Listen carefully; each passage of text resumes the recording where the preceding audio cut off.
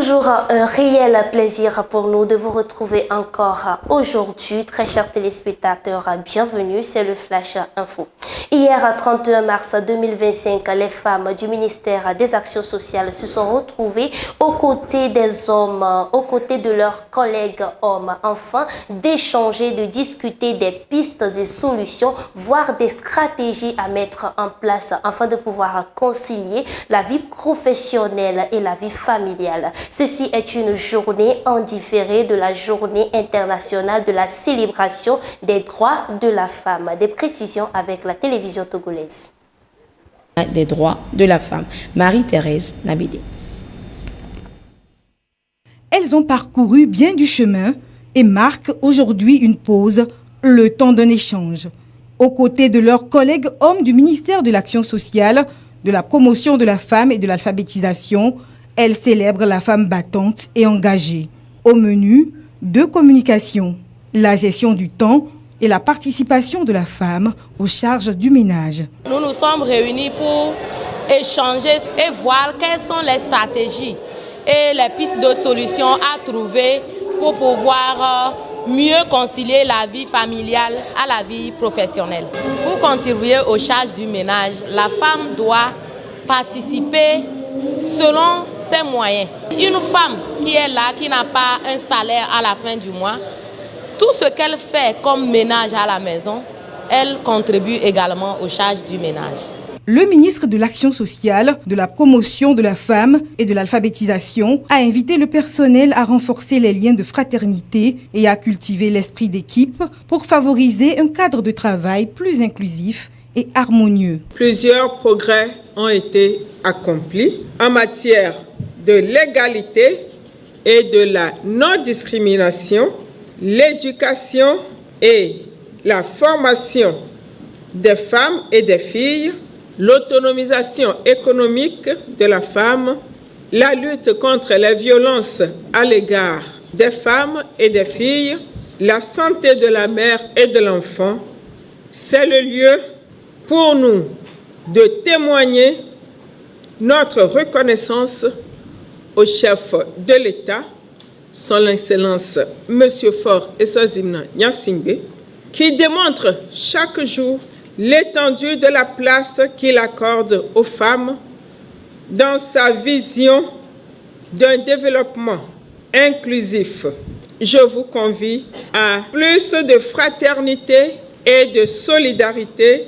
L'instant était à la réjouissance et à la convivialité partagée entre l'ensemble du personnel de ce ministère. Retour au plateau, toujours au Togo. La loi de finances 2025 fait objet de vulgarisation par l'Office togolaise des recettes OTR.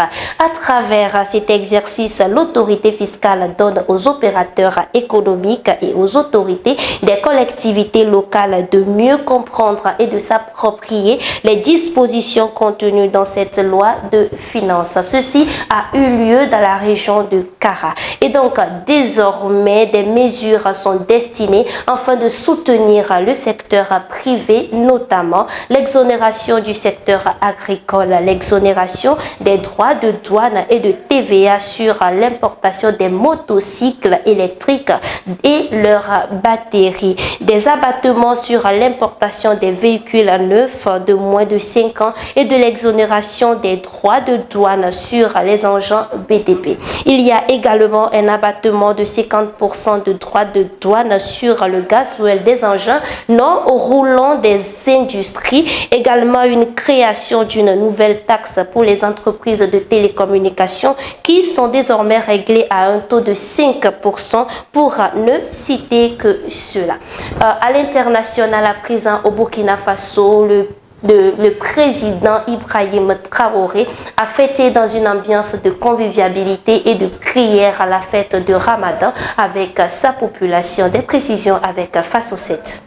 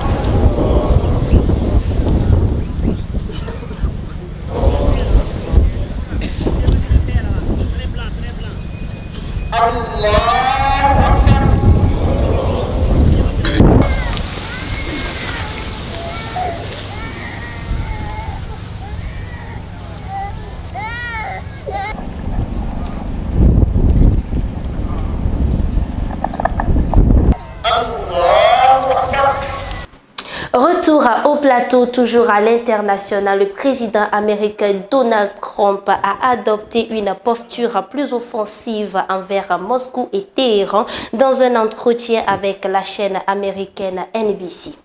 Il a déclaré qu'il est furieux contre Vladimir Poutine. Il a également menacé d'imposer des droits de douane sur le pétrole russe.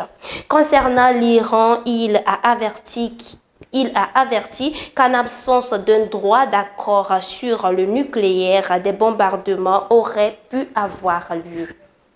Nous finissons ce flash info avec l'information portant sur la Birmanie où un tremblement de terre a frappé le centre du pays, occasionnant pratiquement 1644 morts. Des précisions avec France 24.